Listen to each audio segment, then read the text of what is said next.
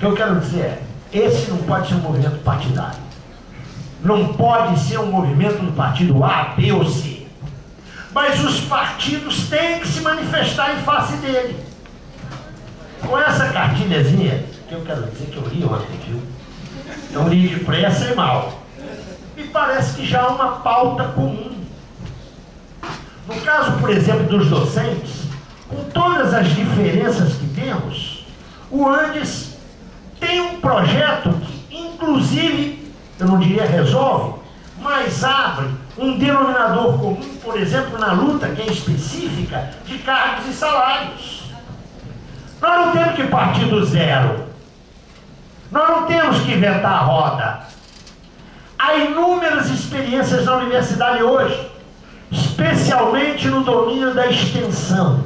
Não exclusivamente, mas especialmente no domínio da extensão, onde a universidade não só está dialogando, mas está, sobretudo, estabelecendo relações operativas, executivas e exitosas com movimentos sociais.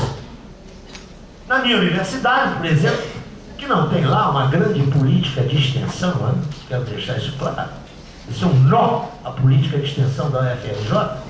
Mas nós temos, por exemplo, um convênio com o MST, onde temos cursos para assentados.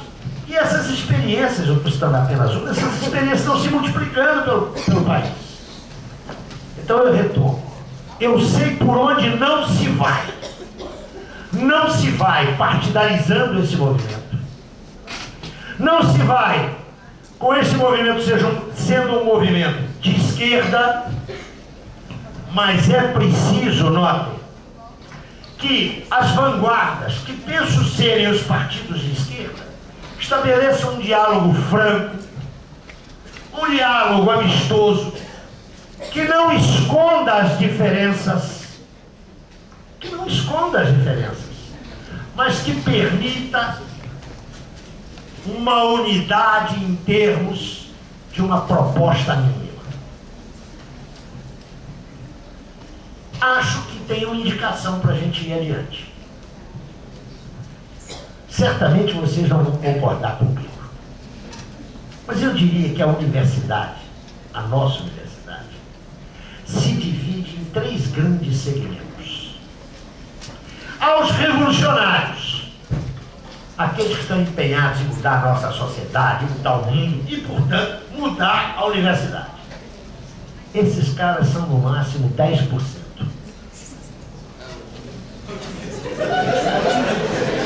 Eu sabia que vocês iam concordar comigo.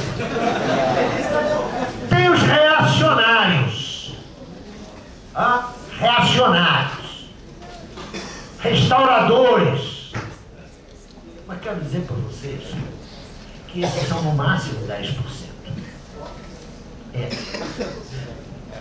Os outros 80% são gente, e eu quero falar aqui, eu estou pensando na universidade como um corpo total. Estudantes, professores, servidores técnico-administrativos. Esses 80%, boa parte deles, é extremamente bem intencionada, é séria e está esperando alguém que dê uma direção às suas angústias, às suas inquietudes e às suas insatisfações.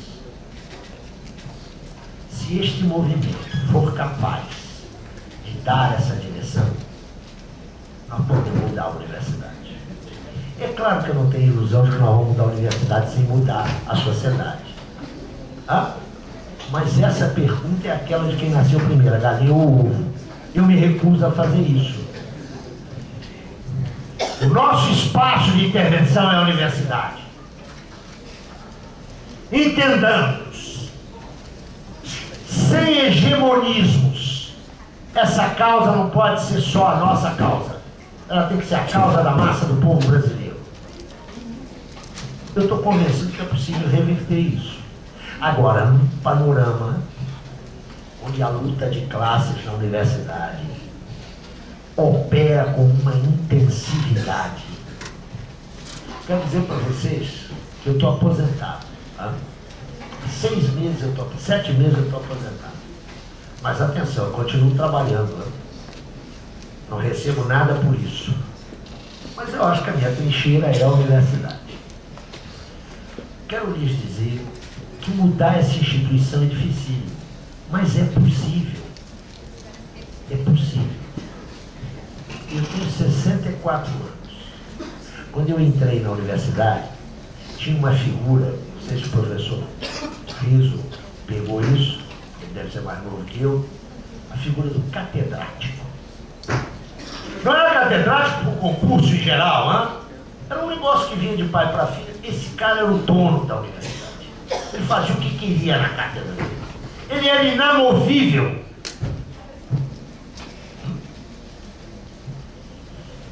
Não sei se vocês sabem que Antônio Carlos Magalhães, outro que Deus o tenha, era professor da Universidade Federal da Bahia. Ele nunca deu aula. Era médico, ele nunca deu aula. Mas vocês sabem por que ele era professor da Universidade Federal? Ele não prestou concurso nenhum. É porque o pai dele foi um catedrático importantíssimo. E segundo sei, o avô também. Era um negócio meio dinástico. Isso não existe mais. Nós conquistamos o concurso público. Isso é um ganho. É para dar um pequeno exemplo.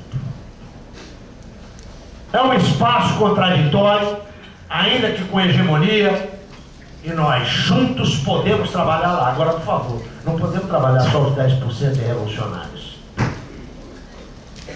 Se formos só nós, seremos inevitavelmente derrotados. Nós precisamos de ganhar aqueles 80%. Eu não vou dizer como é que eu chamaria os 80%. Se você me provocar de ter uma língua enorme, eu diria que somos inacionários. Reacionários, revolucionários e nacionários. Agora a gente tem que ganhar esses caras a partir de um discurso comum, de uma plataforma comum. Penso que a esquerda tem um papel central nisso. Um papel central. Mas uma esquerda que seja capaz de deixar as suas quisilhas de lado, de deixar aquela discussão de saber se é uma etapa ou se é uma fase. Eu sou de um tempo que meu partido brigava com os trotskistas, porque nós dizíamos que era uma etapa da Revolução Brasileira. E os trotskistas diziam, não, é uma fase da Revolução. Eu até hoje não entendi o porquê dessa discussão. Deve ter as maiores implicações teóricas.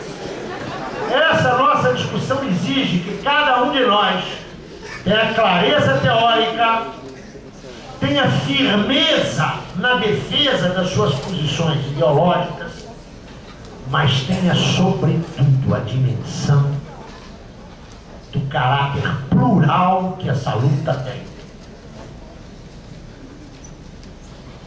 Todo mundo diz que não é proprietário da verdade. Eu estou cansado de ouvir nos últimos anos. Quem é proprietário da verdade? No fundo, quando o cara vai fazer xixi, ele diz assim, mas o proprietário sou eu. Não dá mais para funcionar assim. As várias frações da esquerda podem e devem ter uma luta comum por uma universidade popular, sem a tara elitista, que não abra mão nem da sofisticação, nem da qualidade do conhecimento. Pelo contrário, nós queremos uma universidade popular de maior qualidade, mas cuja direção social não seja para atender aos interesses dos grandes monopólios, e sim das necessidades reais da massa da população brasileira, que só vai nos ouvir se nós formos capazes de um movimento pela universidade popular encontrarmos uma linguagem comum e uma forma de ação comum. Muito obrigado.